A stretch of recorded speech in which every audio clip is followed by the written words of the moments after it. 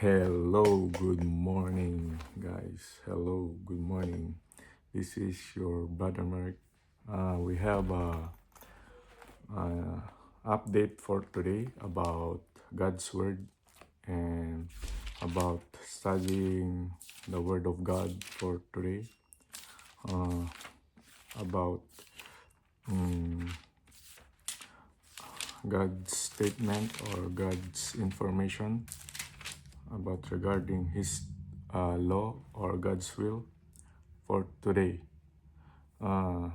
Can I speak Tagalog or English Tagalog? And so that people or viewers can understand. I noticed this past week and this week about our life here on this world. The issue is about the unity and peace of all people around the world, about ang issue about sa ating mundo, lahat ng bansa ay ito. The problem is unity and peace. And it's because we also forgot or parati nating nakakalimutan ang Torah ng Diyos o ang batas ng Diyos na binigay kay Moses na ito. Kabilang dito ang 10 utos at ang summary ng 613 laws ni Moses ay nasa Exodus chapter 20 verse 1 to 17. Let's read the issue about it. Ako ang Panginoong mong Diyos na naglabas sa lupain ng Ehipto sa bayan ng pagkaalipin. 3. Huwag kang magkakaroon ng ibang mga Diyos sa harap ko. Huwag kang gagawa para sa inyo ang larawang inanyuan o kawangis man ang anumang inyong taas o nasa ibaba man ng tubig sa ilalim ng lupa. 5. Huwag mong yuyukaran sila at paglilingkuran man, sapagkat akong Panginoon mong Diyos ay Diyos ng mapanag.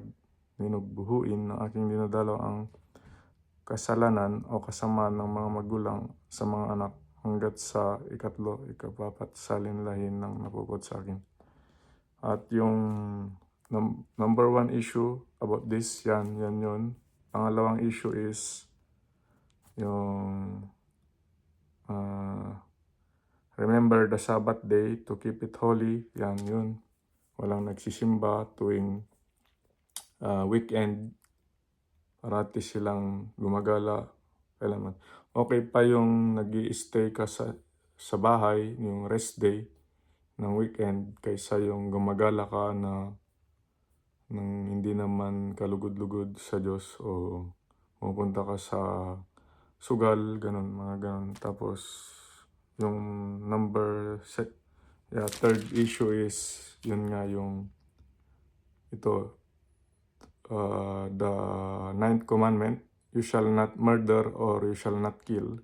Huwag kang papatay. Yan yung issue ngayon. Kasi sa Pilipinas at sa Middle East, yan yun yung nakaraang issue o problem. Yung isang estudyante, o dalawa man sila o 5 yata yun, tapos pumatay ng kapwa estudyante dahil sa pambubuli. Yun yung hindi niya mahal ang Diyos at ang kanyang kapwa, kaya niya nagawa ang karamal-dumal na pangyayari. Nakakalungkot man minsan dahil sa pagkakasuway ng tao sa batas ni Moses, na batas ng Diyos na sinasabi dito ay ang huwag kang papatay o huwag kang magnanakaw. Yan ang issue ng mga bansa at mga tao sa buong bansa sa mundong ito. Na huwag papatay ng kapwa at huwag magnanakaw. Huwag mong nanakawin ang pera ng iyong kapwa o anuman bagay ng iyong kapwa. That includes his property, like his rich if the guy is rich, don't take the money of the person. But if the rich man give you, it's not a stealing, it's respectful.